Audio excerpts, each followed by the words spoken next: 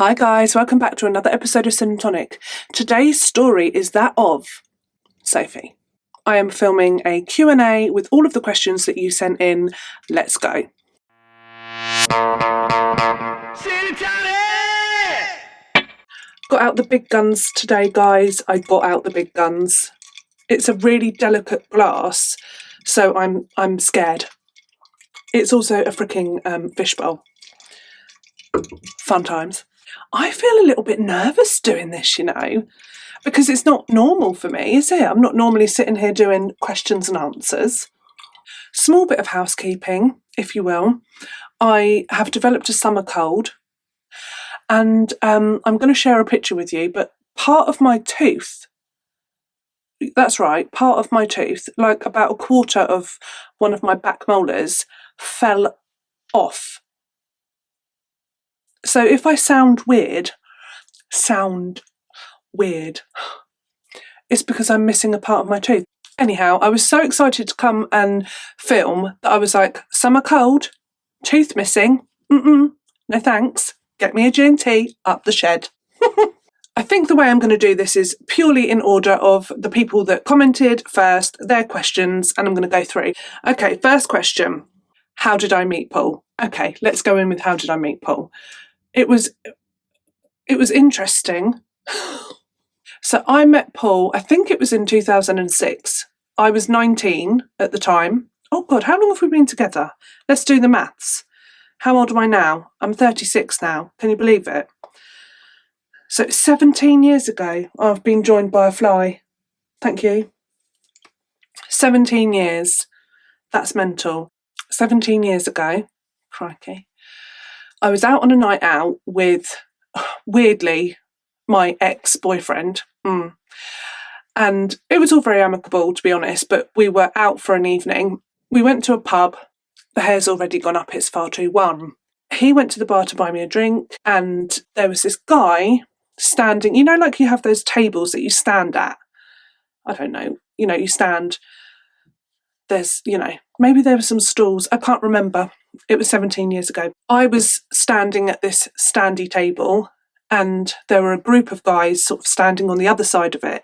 And one of them was very excitable, very animated in his conversation and the hand movements.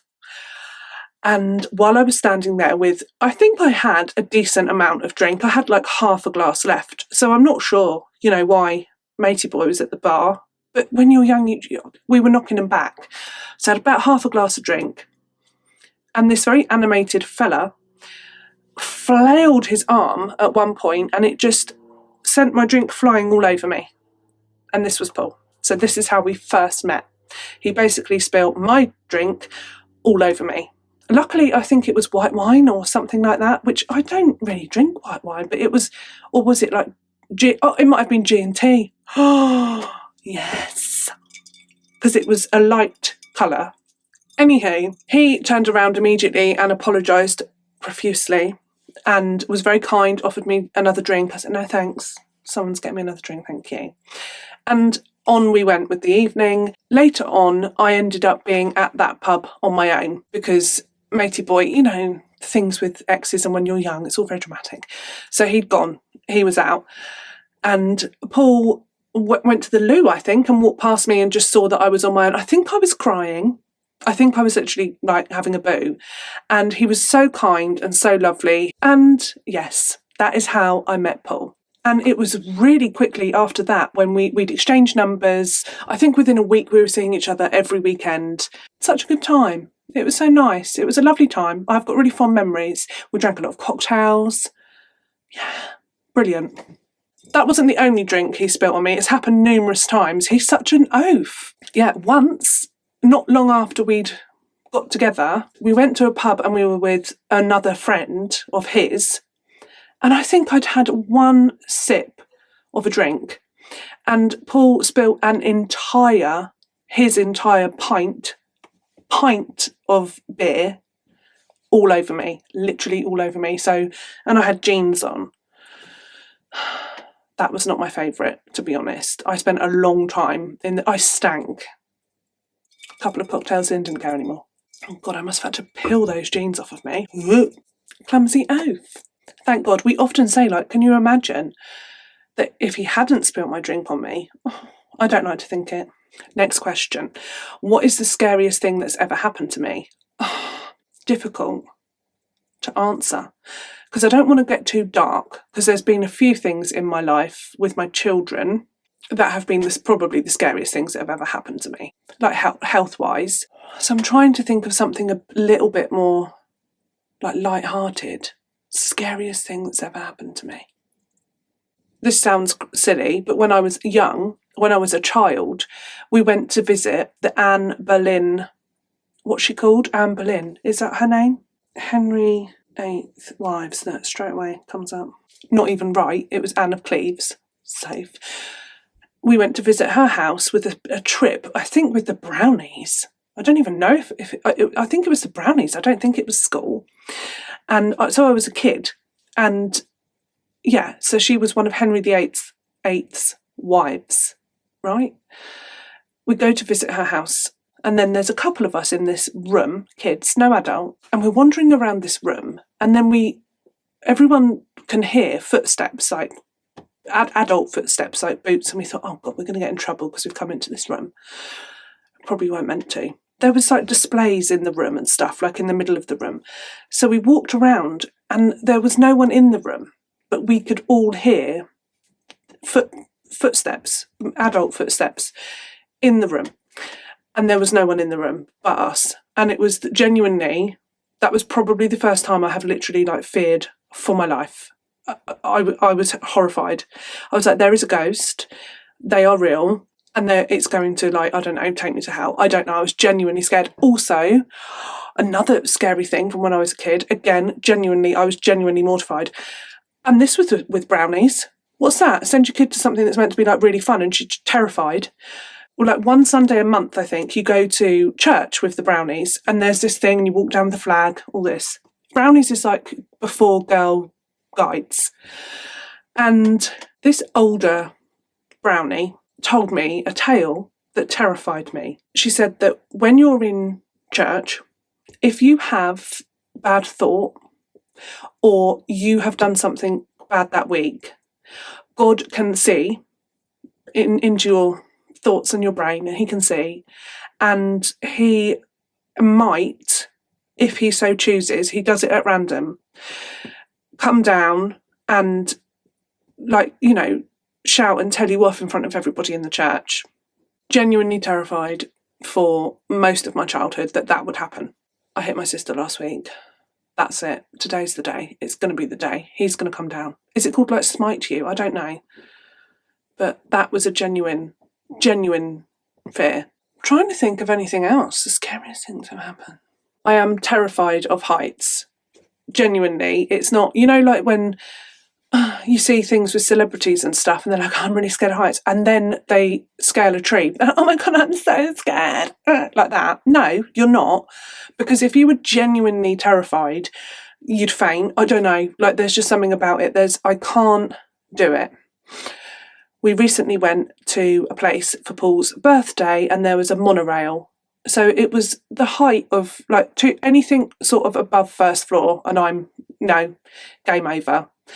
Can't go near a window if it's above the sort of, am I thinking right, the first floor window, so like up one flight of stairs, okay, not too bad.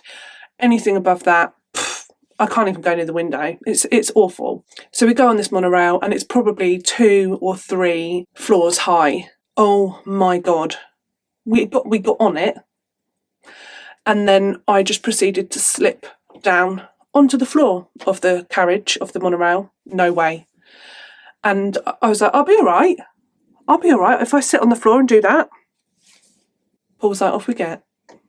I felt a bit bad because it was his birthday. It's incredibly hot in here today. Why?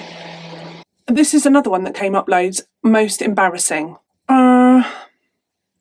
It's going to have to be because it just literally sticks in my mind so much. I think it was before I met Paul, but not long before. So I was about 18. I went to a pub and went to the loo, and it was when rah-rah skirts were in fashion, but I think like the second time, because I think rah-rah skirts were in fashion, like, I don't know, in the 70s or something. Excuse me if I'm wrong.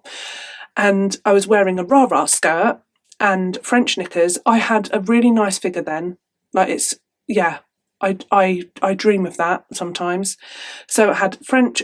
If it was now, I'd be even more mortified, because now my derriere is a lot bigger. This fly.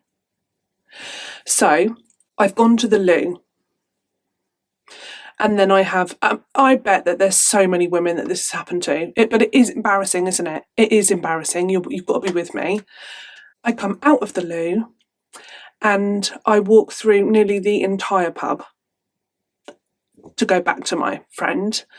And as I'm nearing my final destination, a lad that I went to school with comes up behind me and like bear hugs me from behind. And I was like, whoa, back off, mate, like personal space. And then he just calmly whispered in my ear, your skirt is tucked in to the back of your knickers. And it wasn't just a little bit of my skirt. I had literally whipped up my the whole of the back of my skirt was in the whole of the back of my knickers. Oh my God. I mean, it's not the end of the world, but I lived in quite a small town. So like just everyone I knew had just seen my ass, basically. And thank God it was a pretty peach. Next question. What is a weird food or food combo that you love? Okay. They're called roll mops. I'll share a picture. They're like I think they're a pickled fish, and you wrap them around like onions and things like that. Oh my God. Is it a pickled herring? Oh my God, let me check. Roll mops are pickled herring fillets rolled into a cylindrical shape, often around a savoury filling. Normally, I think it's like, okay, here we are. Sliced onions. Oh my God. So lush. I really like them. And I'm going to say it's weird because I think my family, like my mum, my nan, my granny, liked them because that's how I knew about them and had them. But I've never met anyone else that does. Let me know if you do. But I love that. I'm trying to think if there's anything else weird. I'm partial to just having a gherkin out the fridge. I don't know how weird that is. Combos. I quite like, recently, Paul and I were talking about this. I've had this recently. Toast with a bit of Marmite and egg, a fried egg or scrambled egg. That's nice. I like peanut butter and jam, but I think that's quite normal. I like a lot of things. There's not many things I don't like. I don't like custard. I don't like Turkish delight. That's like eating potpourri. Flowers. This fly and me are going to have falling out. I'm not in the mood, mate. This one made me laugh. I read them out to Paul and he laughed at this. What's your favourite thing to cook? I laughed because I don't cook. Paul has been the cook for many years. He is, and when I say cook, he is good actually at cooking. Curries, he does everything, spag bowl, and he'll cook from scratch as well. He's really good like that. But also, when I say cook, I mean put things in the oven. So if Paul is going to be late, like I begrudge it. I really do, because even just putting stuff in the oven for me, I'm like, oh God, I hate it. I don't know why. Hate it. Oh, I'm trying to think. I don't like making cakes. I don't like making biscuits. I don't like baking. I don't like frying things. That's awful. I don't like having something on the hob because when do you stir it? Like, do you know what? I can boil eggs. That I'm good at that, and I time them, so I've got that down, so I know when my perfect egg is. I don't mind making toast, but not really. Yeah, awful. It's awful. It's like I have such an aversion to it. If I was rich, I swear, like when, like with the Kardashians, they have their bowls of salad that someone just drops off and they then eat that. That's what I need in my life. Well, I have Paul. At a push, favourite thing to cook? Weirdly, a roast. There's lots to it and I used to hate it, but I wrote down loads of timings and I got it really spot on. So a roast. Yeah. Do I believe in ghosts? See previous story about the boots and Anna Cleves. Yes, I do, but I don't believe in them. Like I'm going to see someone in the corridor flouncing about with no legs. But I do believe more like in kind of energy, and that something must happen afterwards. Which countries would you most like? I can't read now. I haven't even had all that gin. Which countries would you most like to visit, and have you been to any outside of the UK? Yeah, okay, so where would I most like to visit? Sweden, Denmark, Iceland, Canada. Oh, I'd like to have a visit of the Greek islands. I'd like that. Yeah. And I have been to America, but there's so much of America that I don't know where I would like to go though. Somewhere very different to what I've done before, and somewhere not touristy, I think, if I'm honest, I reckon. Because I have been to New York, and which I loved. I did love New York. So in college, when I was 17, I went to New York with just the drama class. Oh my God, best ever. Loved it. So I've been to New York and I've been to Florida. So I feel like I'd want to go somewhere, cold, like a cold part, where would be good for me, you know? And really pretty and beautiful and like loads of like waterfalls and things. Oh yeah, I think somewhere like that, if that exists. And places that I have been to France multiple times, different places, Paris and somewhere called Mesidon. I don't know where it is actually, but I think it's in the middle of France. I think that's it in France. I have been to Spain and Menorca and Mallorca. Where else? Rome. Oh, loved that. That was up there, one of my faves. New York, Florida. Trying to think. That might be it, you know. Favourite holes, Rome and New York, I'm going to say. My pet peeves. What are my pet peeves? Chewing. People chewing with their mouth open. And generally, and it's not people's fault, but just the sound of people eating. So even if they're eating nicely, I freaking hate it. It really sets me off. I don't like it. It makes me want to punch like the wall. I hate it. So generally, if I'm eating at the same time and I can just hear my chewing, that's all right. So I have to sort of keep pace and make sure that I'm doing that. I have to manage it because I know that it's not fair of me, but I hate the sound of people eating.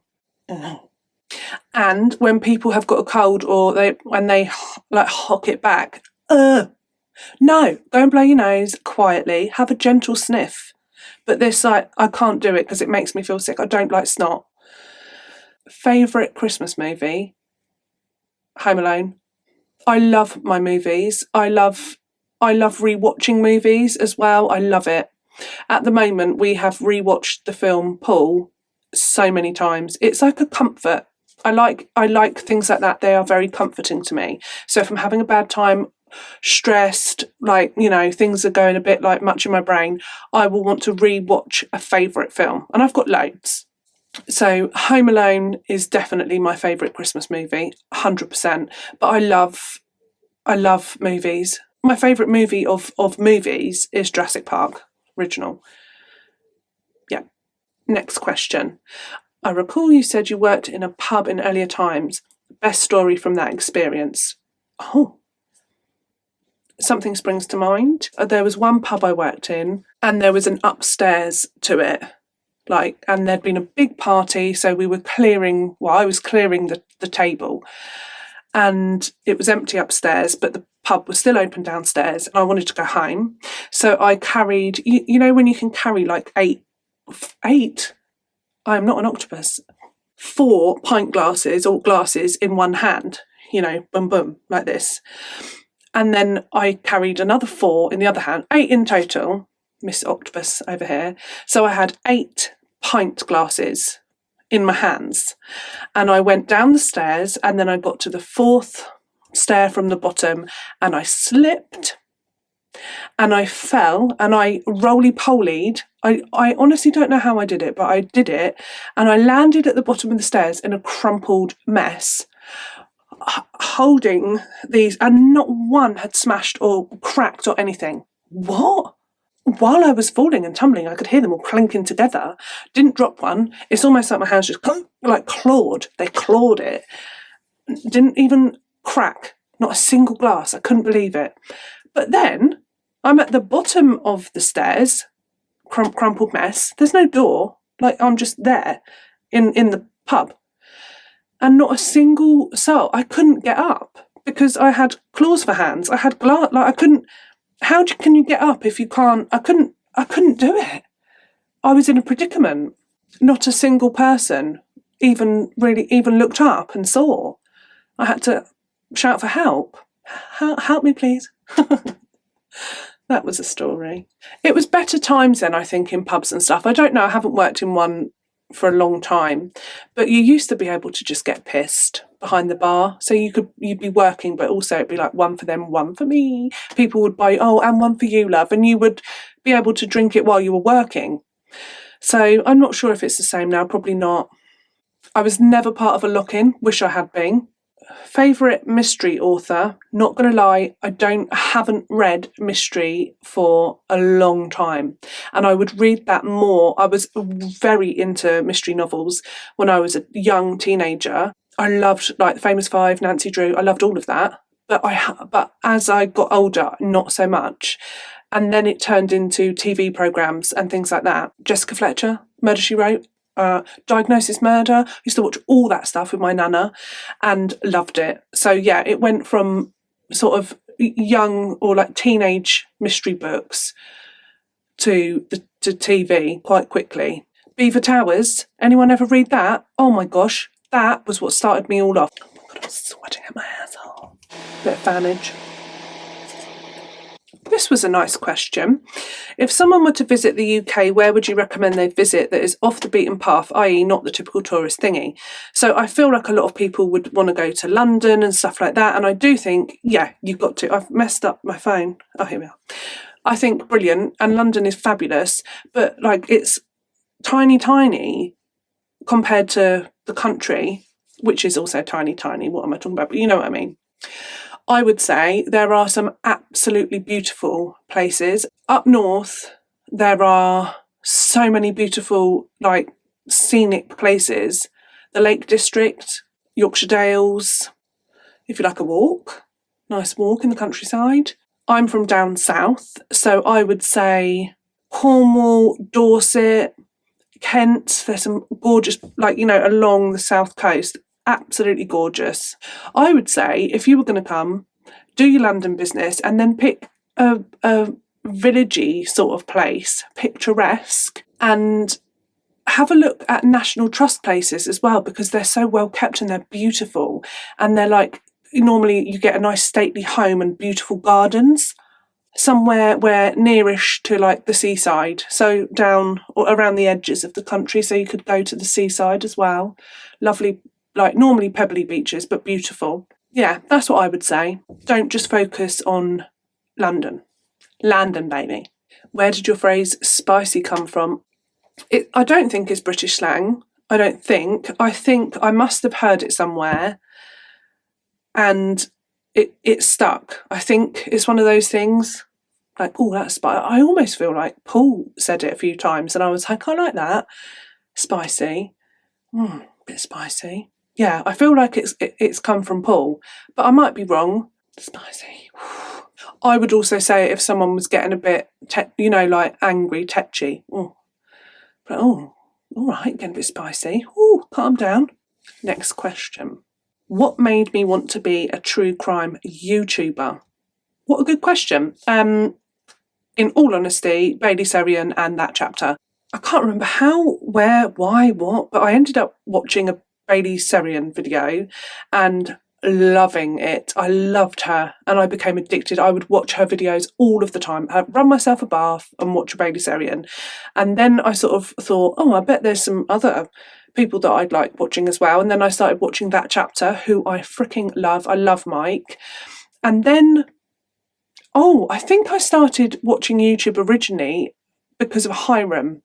I went on online to find some skincare products and stuff like that, and then he popped up as a suggestion, like in the internet search, and it was a YouTube video. Hooked. Then I was hooked on YouTube. Always watching Hiram. Love him. After about 6 months to a year of watching true crime, what would happen is I'd watch a true crime video, and then I would Google for more information about that crime. And then I was basically down a rabbit hole with all of these cases that I was watching. And Paul was like, "Oh, you love this. Like you would be good at doing this." And I was like, maybe I should try.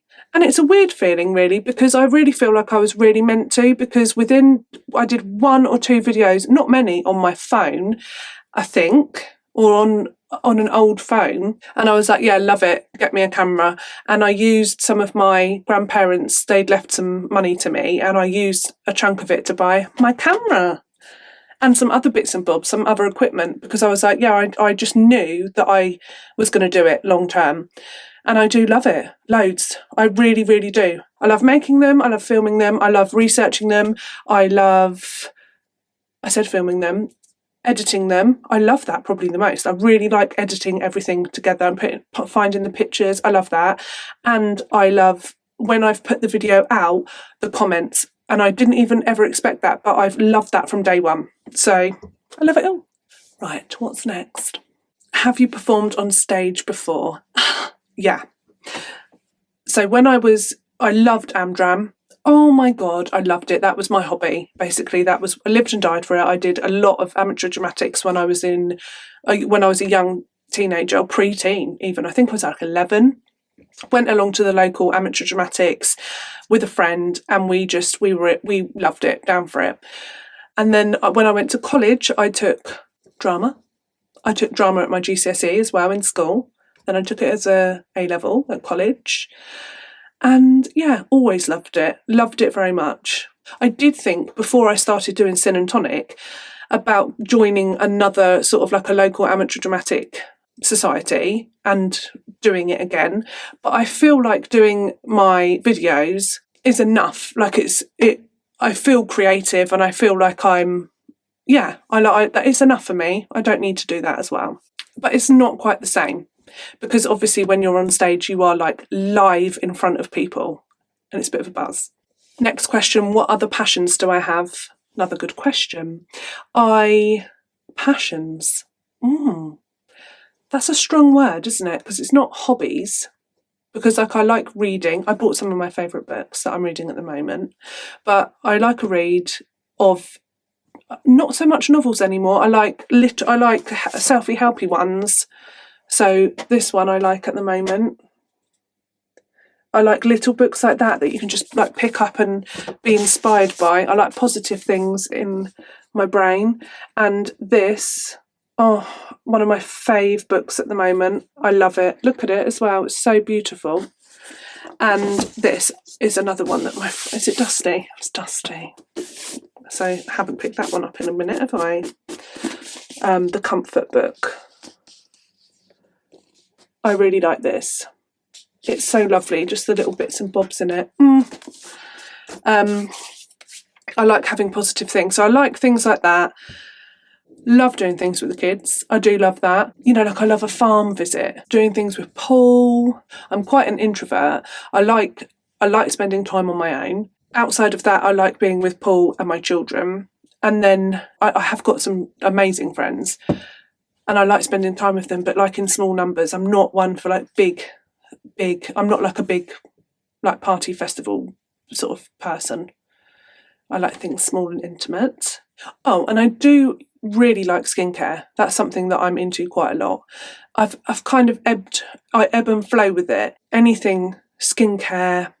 Yeah, which leads me on to a question that isn't actually on my list, but people have asked it. A few people have asked about my skin and what I do.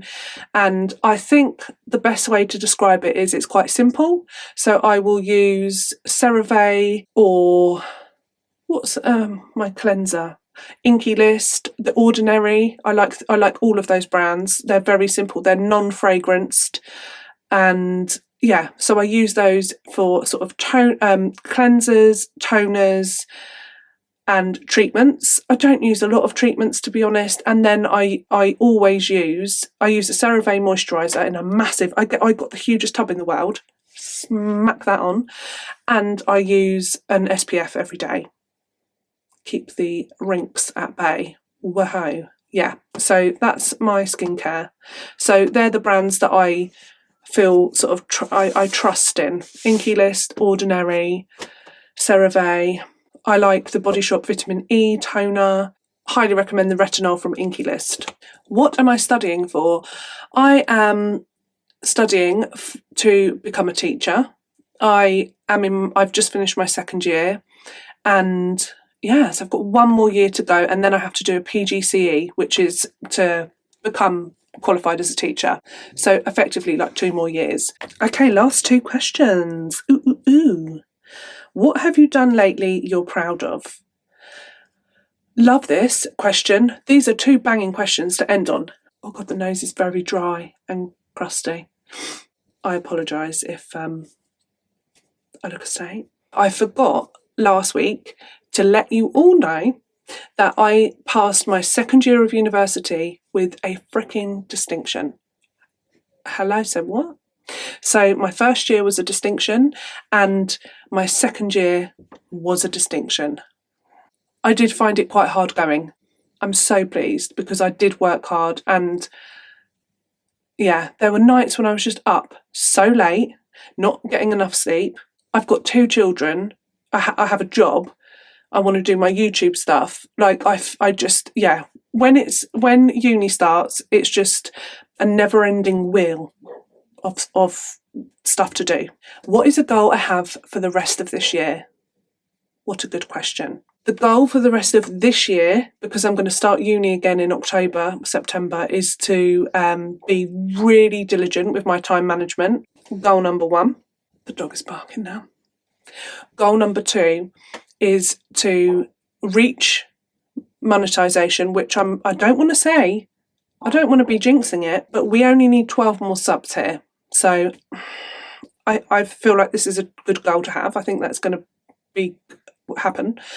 And also to have my merch up and running and my Patreon, which is exciting, very exciting for me. Videos like this is kind of good practice because I'm going to do some more Q&As on my Patreon channel and more sort of chit-chat videos, maybe behind the scenes. My main goal for this year is to be more present in the moment. 100%. I don't have a lot of time. I am a busy person. So this year I want to be more present in the moment. If I'm more present in each moment, I will be able to know what my boundaries are, where I'm at. Like check in with myself. Like can I commit to this? Can I do this? Like how am I feeling? Am I okay? Am I going to tip over the edge? Like what can I change? Be more present and mindful and a lot more self-love. Yeah, that's my goal for this year. Still got quite a lot of my gin left, haven't I? Should we get that gone? Eh? That is huge. I'm going to say it's for medicinal purposes because I've got a head cold and you need gin for that, 100%. Thank you for your lovely questions. I've enjoyed answering the questions, actually. I didn't know whether I was going to find it weird, but I like doing that. Oh, just read the thingy on that book there. How to Embrace Your Perfectly Imperfect Self. Love it. What have you got to say for yourself? Nothing is stronger than a small hope that doesn't give up. Oh, love. Thank you for joining me today for another episode of Sin and Tonic, albeit a different one. Hope you can join me next week for a true crime story and a rather large fishbowl of gin. Lots of love. Oh, Sharpies. Oh, shit. I thought I'd just cut my wrist on my blimming glass. That looks good, doesn't it? Eh? They're so delicate. There's a slight chip in the bottom. Just so delicate, like me. I'll speak to you all soon, and I will see you Friday for another true crime video, as per usual. Love you. Bye.